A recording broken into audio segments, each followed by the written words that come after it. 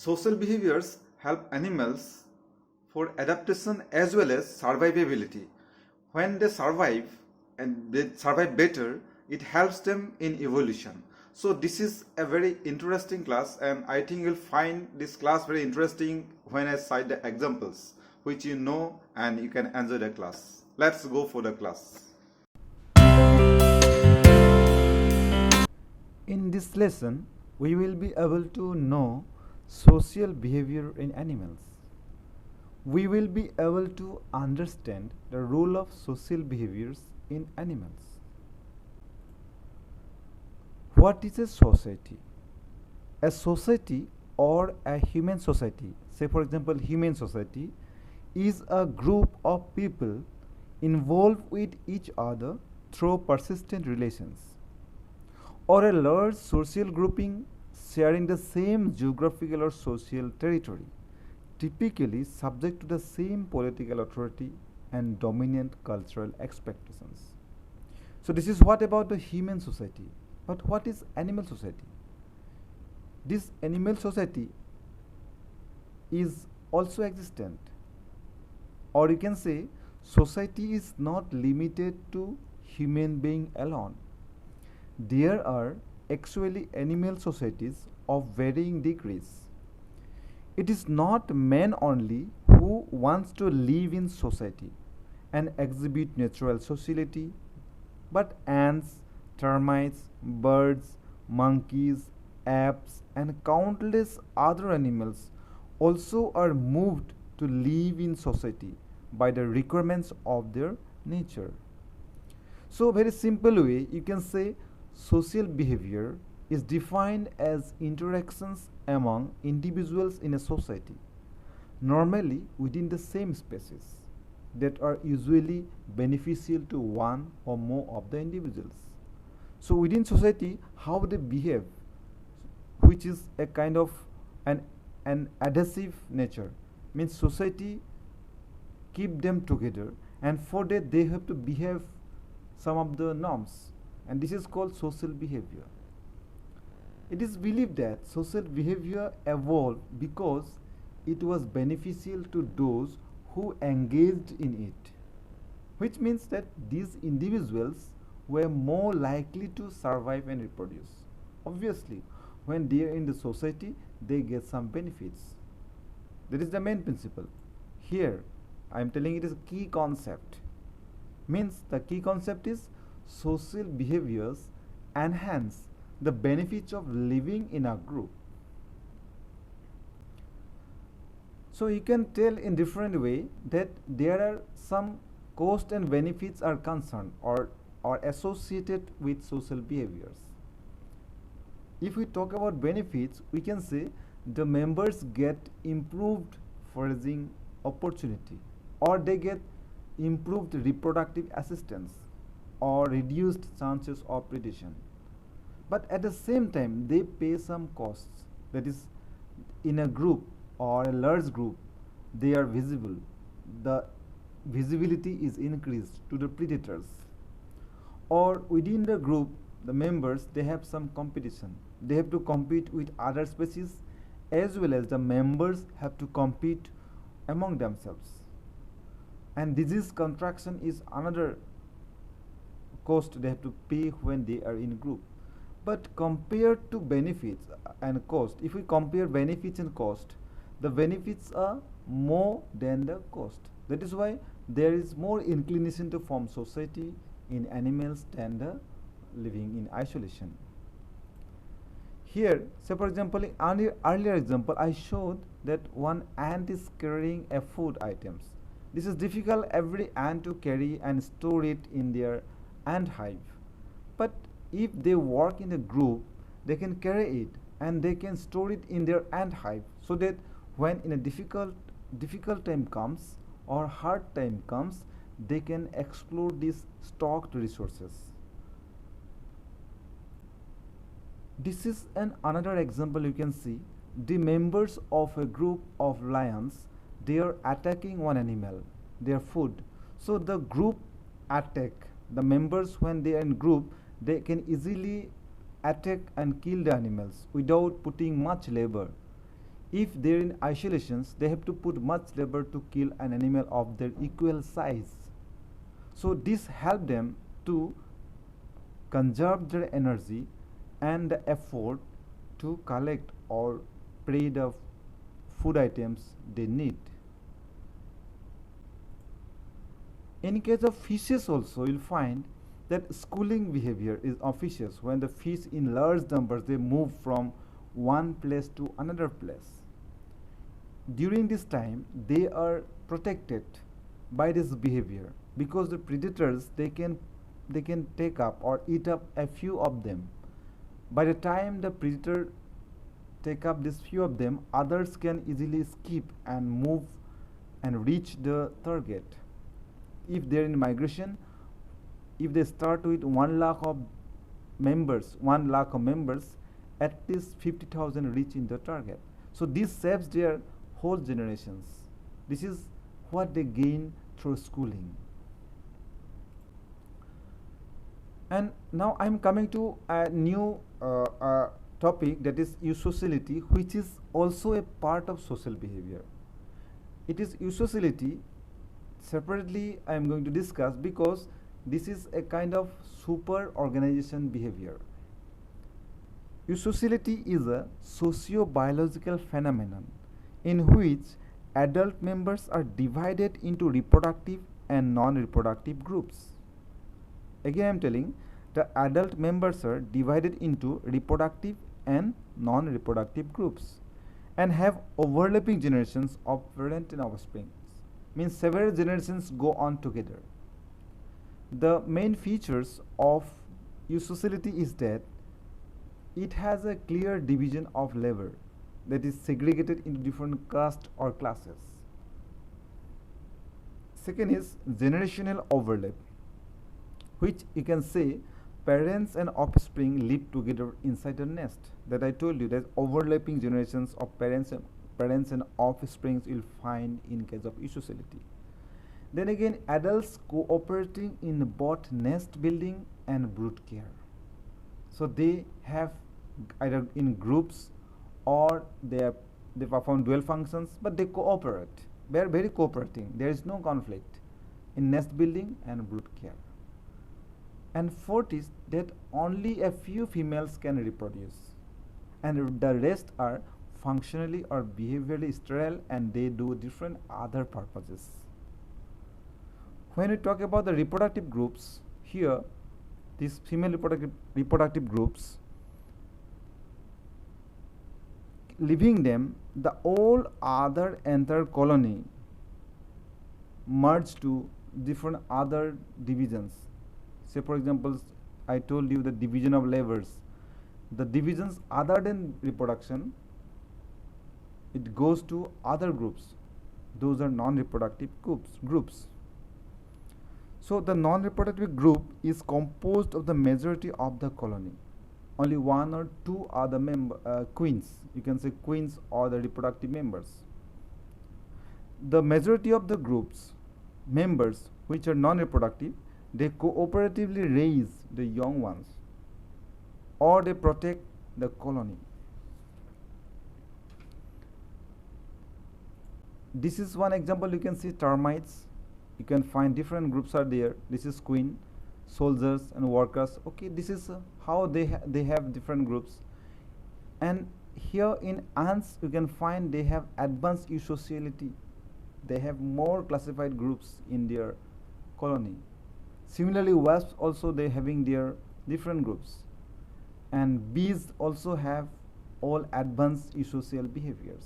So insects, you can say they have more advanced eusocial behaviors or organized social behaviors. This is that I told you that these insects, out of this you can see these are the having eusocial behaviors, the termites, and along with others, some crustaceans, also mammals also having some eusocial behaviors. So eusocial species have highly organized society that I told you, in which individuals are specialized for different roles. Members of the groups cooperate to care for the young ones. they find food, and perform virtually all other important functions. The workers, which perform the main functions in eusocial colonies, give up their reproductive capacity as a result of natural selection, which favors helping over reproduction. Once permanent sterility is established, these animals have no option in terms of gaining fitness but to become workers and to help in their parents' nest. Many of the birds and mammals have life histories in which young serve as helpers at the nest instead of attempting to establish their own nest or reproduction. The most structured eusocial behavior, I told you several times that it is the ant or termites, you can say. So there the colonies work as a cohesive social unit, behaving to maximize the survival of the colony as a whole, with the cost for individuals. This colony organization is drastically different from most animal behavior and is found in a minority of species. And out of this, ant or termite or bee are the most common.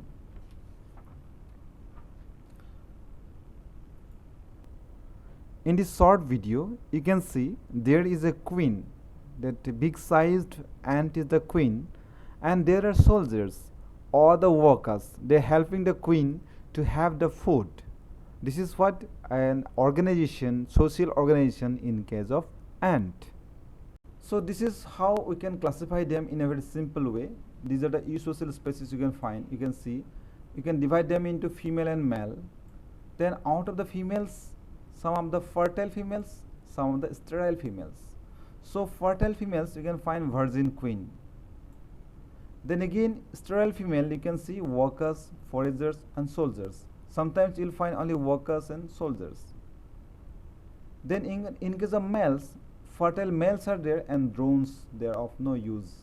So this is how in the eusocial species you will find at least some of the classifications presented in this chart.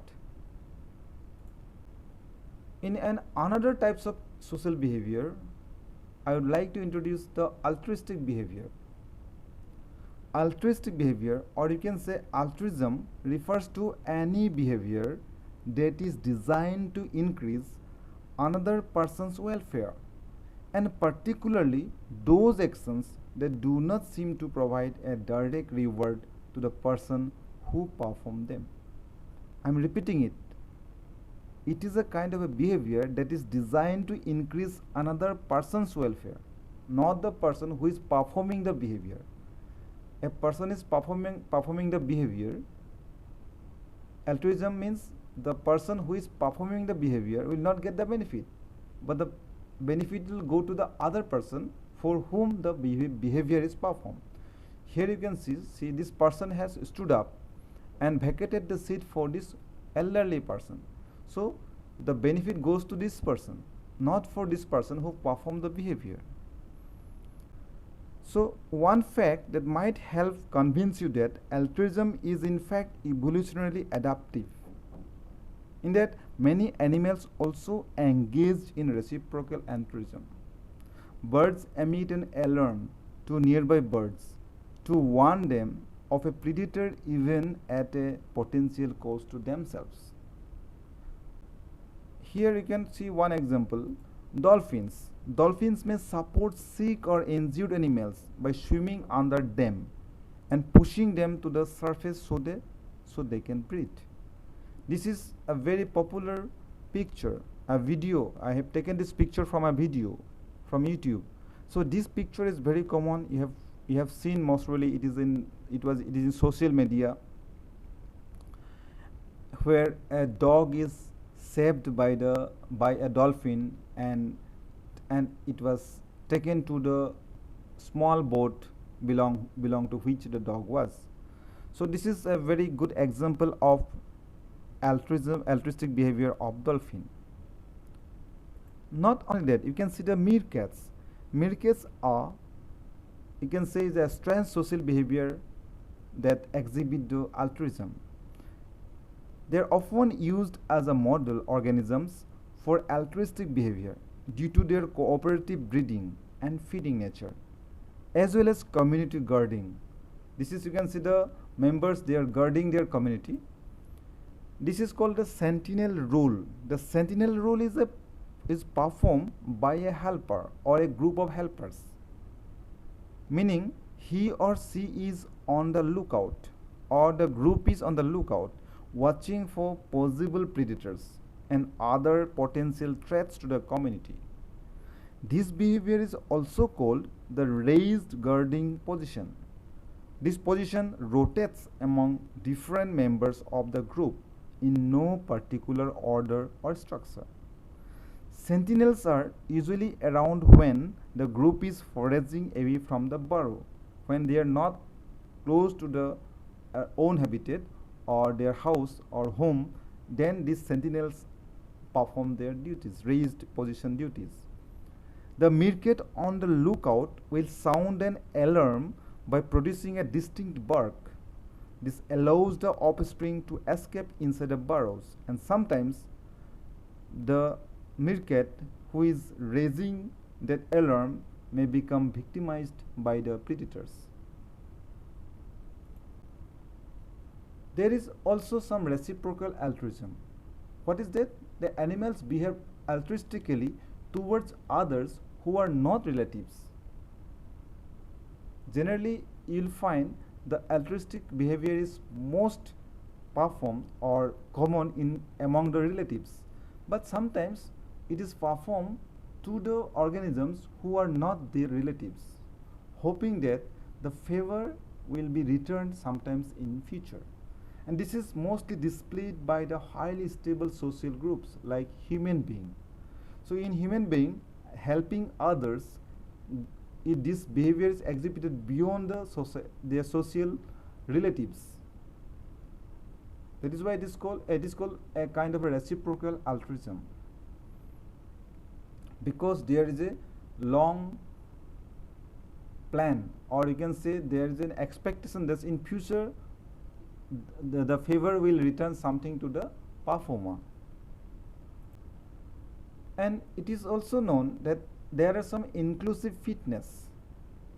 Why people help others? Why people or organisms help their immediate kins or immediate relatives? Because the individuals wants to pass their own genes, or they want to share their genes, or they share some good genes among the members. So when these good genes are there, they usually incline to help them. This is the reply is there, why altruism behavior is exhibited among the kins. So this is a kind of very case to case altruistic nature, which is called inclusive fitness.